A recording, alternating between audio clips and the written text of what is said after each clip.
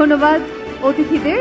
কোনো ধরনের বিনিয়োগ ছাড়াই মোবাইল আর্থিক সেবা নগদের কাছ থেকে 14 কোটি টাকার বেশি রাজস্ব পেয়েছে সরকার বলে জানিয়েছেন ডাক, টেলিযোগাযোগ ও তথ্য প্রযুক্তি প্রতিমন্ত্রী জুনাইদ আহমেদ পলক। শুক্রবার রাজধানীর উসমানী স্মৃতি মিলনায়তনে বিশ্ব টেলিযোগাযোগ ও তথ্য সংঘ দিবস উদযাপন উপলক্ষে আয়োজিত এক অনুষ্ঠানে প্রধান অতিথির বক্তব্যে একথা জানান তিনি।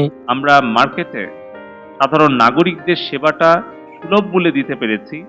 আমরা ক্যাশলেস সোসাইটি, ক্যাশলেস ইকোনমি গড়ার জন্য এগিয়ে যেতে পেরেছি। প্রতিমন্ত্রী পলক জানান, চলতি অর্থ বছরে নগদের কাছ থেকে ডাক বিভাগ প্রায় 5.5 কোটি টাকা পেয়েছে।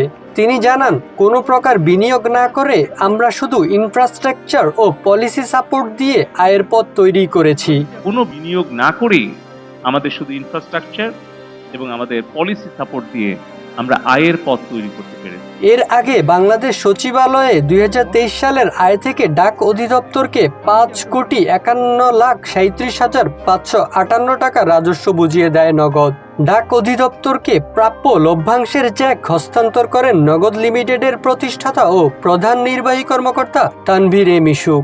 ডাক অধিদপ্তরের পক্ষ থেকে এই চেক গ্রহণ করেন অতিরিক্ত মহাপরিচালক তরুণ কান্তি শিকদার।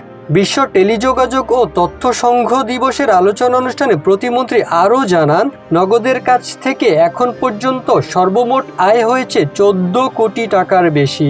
এই অংশীদারিত্বের মাধ্যমে দেশের মানুষের কাছে এই সেবা সহজলভ্য হয়েছে বলেও জানান পলক। রাজস্ব ভাগাভাগির চুক্তি অনুসারে নগদের আয়ের 51% পায় ডাক বিভাগ। যখনই আমরা পাবলিক প্রাইভেট পার্টনারশিপকে উৎসাহিত করেছি, তখনই কিন্তু আজকে নগদের সাথে ডাক বিভাগের অংশীদারিত্বের ভিত্তিতে একদিকে যেরকম আমরা মার্কেটে সাধারণ নাগরিকদের সেবাটা সুলভ মূল্যে দিতে পেরেছি, আমরা ক্যাশলেস সোসাইটি, ক্যাশলেস ইকোনমি গড়ার জন্য এগিয়ে যেতে পেরেছি।